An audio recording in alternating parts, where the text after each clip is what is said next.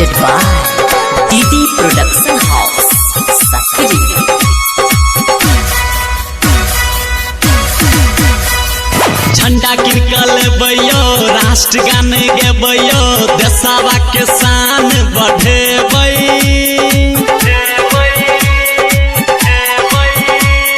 सब कियो जेबैयो तिरंगा लहरबैयो 15 अगस्त मनेबै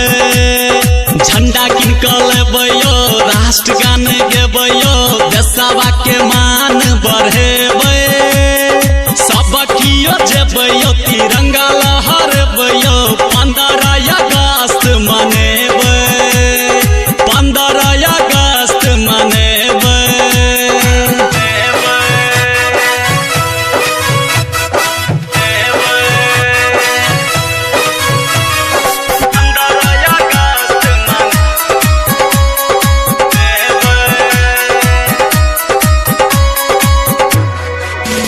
कोना भूलबै वीर जवान के जे देश लमर मिट गेलयो वीर भगत सिंह चंद्रशेखर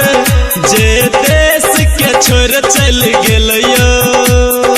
15 अगस्त मनेबै 15 अगस्त मनेबै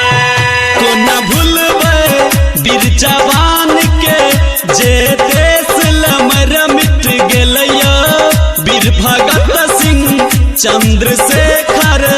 जे देश के छोड़ चल गेलयो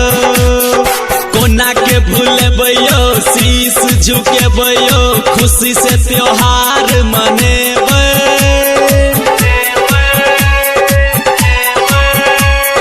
सब कियो जेबैयो तिरंगा लहरबैयो 15 अगस्त मनेबै झंडा किनकल बैयो राष्ट्रगान गेबैयो देशवा के मान बढ़ेबै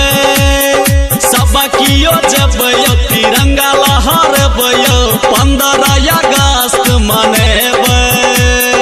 15 अगस्त मनेबै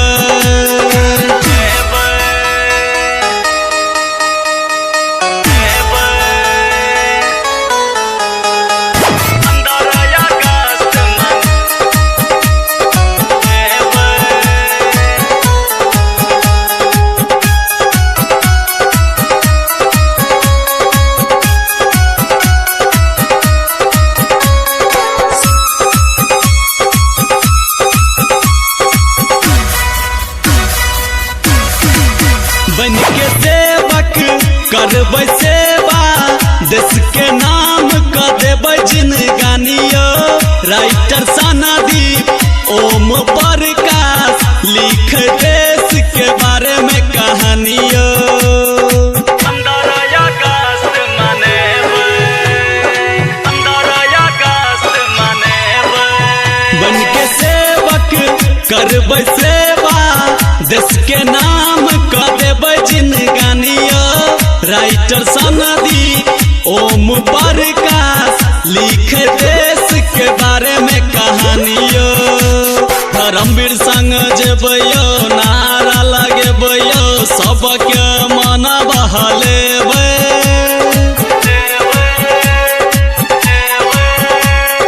सब कियो जेबैयो तिरंगा लहरबैयो 15 अगस्त मनेबै झंडा किनकल बैयो राष्ट्रगान गेबैयो